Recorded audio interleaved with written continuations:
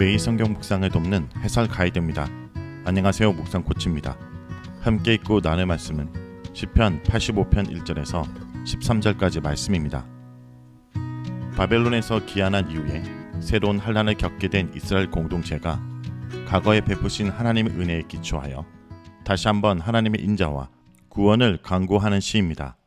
하나님의 화평의 말씀과 함께 궁극적인 하나님의 나라 모습까지 노래합니다. 1절에서 7절 읽겠습니다. 여호와여, 주께서 주의 땅에 은혜를 베푸사 야곱의 포로된 자들이 돌아오게 하셨으며 주의 백성과 제약을 사하시고 그들의 모든 죄를 덮으셨나이다. 주의 모든 분노를 거두시며 주의 진노를 돌이켜셨나이다. 우리 구원의 하나님이여, 우리를 돌이키시고 우리에게 행하신 주의 분노를 거두소서. 주께서 우리에게 영원히 노하시며 대대에 진노하시겠나이까. 주께서 우리를 다시 살리사 주의 백성이 주를 기뻐하도록 하지 아니하시겠나이까. 여호와여, 주의 인자심을 우리에게 보이시며 주의 구원을 우리에게 주소서. 시인은 하나님이 그의 백성을 포로 생활에서 돌아오게 하심에 감사드립니다. 여기서 시인이 언급하는 포로 기한이 언제 일어난 사건인지 단정하기 어렵습니다. 시인은 포로 기한이 전적으로 하나님의 은혜였음을 고백하며 감사합니다. 하나님은 그의 땅에 호의를 베풀어 주고 기쁘게 봐주셨습니다. 시인은 이스라엘이 포로에서 돌아온 가나안 땅을 하나님의 땅이라 부름으로써 이곳이 하나님께 속한 땅임을 강조합니다. 또한 이 땅이 하나님이 이스라엘 조상 아브라함에게 약속하여 유업으로 주신 땅임을 상기시킵니다. 잃었던 땅을 되찾게 하신 것은 백성의 공로가 아니라 하나님의 은혜였습니다. 시인은 포로 기한에 나타난 하나님의 은혜를 세 가지로 설명합니다. 첫째, 하나님이 야곱의 포로로 돌아오게 하셨습니다. 이방의 포로 잡힌 백성을 해방하시고 하나님 땅으로 돌아오게 하신 분입니다. 둘째, 하나님이 이스라엘의 죄를 용서하셨습니다. 이스라엘을 당신의 백성으로 칭함으로써 이스라엘이 하나님께 속한 언약의 약속임을 강조합니다. 이 언약 백성이 포로된 것은 단지 전쟁에 패하여 이방 나라에 끌려갔음을 뜻하지 않습니다. 그것은 이스라엘이 죄지었음과 하나님의 심판과 징벌이 임했음을 뜻합니다. 이것은 역대기에서 유다가 바벨론 포로가 된 원인을 그들의 범죄함 때문이라고 설명한 데도 자명하게 나타납니다. 하나님은 이스라엘이 언약을 깨고 불순종하면 대적을 보내 이스라엘을 치고 땅을 항목케 하고 백성을 열방 중에 흩을 것임을 이미 경고하셨습니다. 그런데도 이스라엘은 시시때때로 죄를 지었고 결국 포로로 잡혀가곤 했습니다. 이런 자들을 다시 고국으로 돌아오게 하셨다라는 것은 하나님이 그들의 죄를 이미 용서하셨음을 보여줍니다. 오늘 본문에서도 하나님이 이스라엘을 포로에게 돌이키신 것은 그들의 죄악을 용서하고 모든 죄를 덮으신 결과입니다. 셋째, 하나님이 진노를 돌이키셨습니다. 하나님의 모든 분노와 맹렬한 한은 이스라엘에게 임한 심판을 가리킵니다. 하나님이 진노를 돌이키신다라는 말은 하나님이 이스라엘을 긍휼히 여기신다는 뜻이며 심판을 종결시키겠다는 암시입니다. 하나님이 진노를 돌이키셨음은 포로들을 돌아오게 하심으로 증명되었습니다. 시인의 감사 기도는 4절에 우리를 돌이키소서라는 외침을 시작으로 애통과 간구로 전환됩니다. 1절에서 시인은 하나님이 이스라엘 백성을 포로에서 돌이키셨다라고 말하며 3절까지 과거 하나님이 베푸신 은혜를 감사했습니다. 그런데 이제 4절에서 우리를 돌이키소서라고 간청합니다. 3절에서 주의 모든 분노를 거두셨나이다라고 감사했으나 4절에서는 우리에게 향하신 당신의 분노를 거두소서라고 간구합니다. 이처럼 1절에서 3절의 감사 내용 대부분이 4절에서 7절까지의 간구 내용으로 전환되는데 이는 이스라엘이 과거에 하나님의 은혜로 포로에서 귀환했으나 현재 또 다른 어려움을 겪고 있음을 나타냅니다. 시인은 하나님이 과거의 은혜를 베푸신 것처럼 이번에도 은혜를 베푸시길 소망하고 있습니다. 시인의 간구는 하나님의 구원에 초점을 맞추고 있습니다. 4절에서 7절의 시작과 끝에 우리 구원의 하나님과 주의 구원을 우리에게 주소서가 하나님의 구원의 핵심을 두며 서로 연결되어 있는 점도 이를 뒷받침합니다. 시인이 하나님을 우리의 구원의 하나님이라 부르는 것은 하나님과 이스라엘이 언약을 통해 친밀한 관계를 맺고 있음을 나타냅니다. 또한 하나님이 이스라엘을 구원할 전능자임을 암시하면서 구원을 촉구합니다. 시인은 먼저 하나님의 회복을 간구합니다. 우리를 돌이키소서라는 요청은 문자적으로 우리를 포로에서 돌아오게 하소서라는 구체적인 뜻 또는 우리를 회복하소서라는 일반적인 뜻으로 읽을 수 있습니다. 여기서는 후자로 읽는 것이 적절해 보입니다. 그 이유는 4절에서 13절의 내용에 이스라엘 땅으로 돌아오게 해달라는 직접적 강구나 암시가 없는 대신 하나님의 영광이 땅에 머물고 땅이 소산물을 내기를 고대하는 내용이 있기 때문입니다. 둘째, 시인은 하나님이 노를 거두시길 구합니다. 4절에서 5절에 하나님의 분노는 세 문장에 반복되어 강조되었습니다. 하나님의 진노의 대상이 이스라엘임은 우리에게 향하신 주의 분노라는 어구나 우리에게 영원히 노하시겠나이까에서 분명히 나타납니다. 다만 하나님이 이스라엘에게 진노한 이유는 이 단락과 나머지 시의 내용에서 언급되지 않아 확실히는 알 수 없습니다.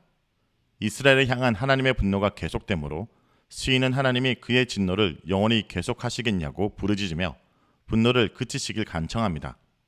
셋째, 이스라엘의 소생을 위해 기도합니다.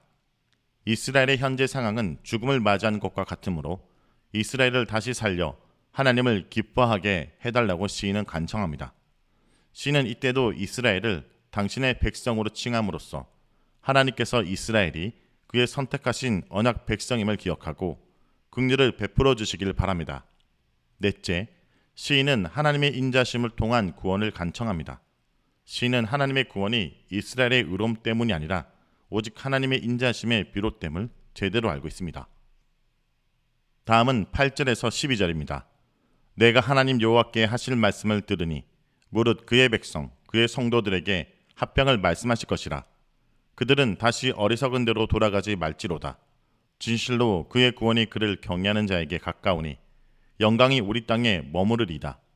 인애와 진리가 같이 만나고 의와 합평이 서로 입맞추었으며 진리는 땅에서 솟아나고 의는 하늘에서 굽어보도다. 여호와께서 좋은 것을 주시리니 우리 땅이 그 산물을 내리로다. 의가 주 앞에 앞서가며 주의 길을 닦으리로다.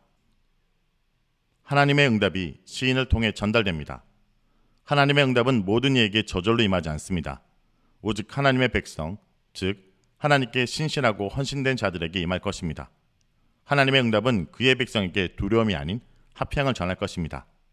하나님은 그들이 어리석음으로 돌아가지 않도록 경고합니다.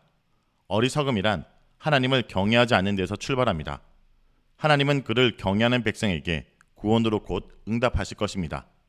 시인은 이 결과로 하나님의 영광이 이스라엘 땅에 머물 것임을 확신합니다. 시인이 이 땅을 하나님의 땅으로 불렀다가 이제 우리의 땅으로 부르는 것은 하나님이 그의 땅을 이스라엘에게 유산으로 주신 약속을 상기시킵니다.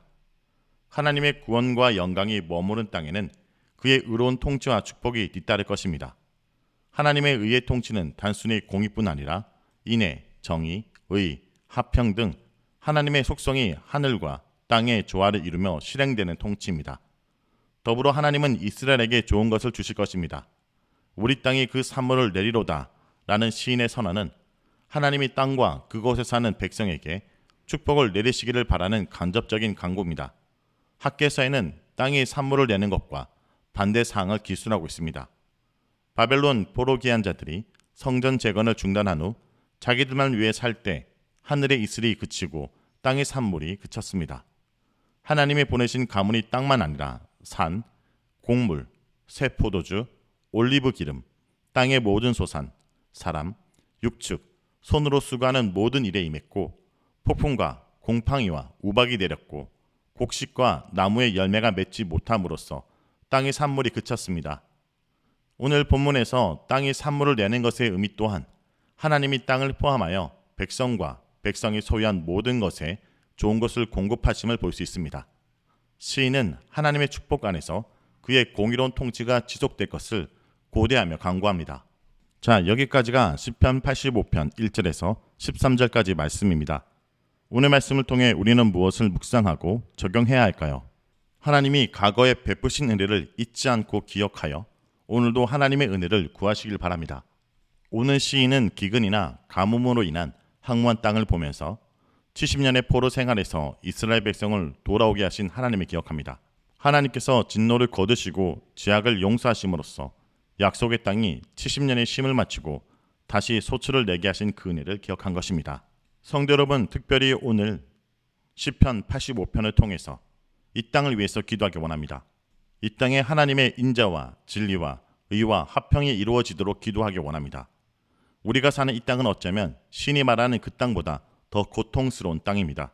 하나님의 은혜로 그리스도의 희생과 사랑으로 주님께 돌아온 백성들이 살고 있는 땅이지만 여전히 고통스럽고 살기 힘든 세상입니다. 각자의 정의를 내세워 분열하고 다투는 세상.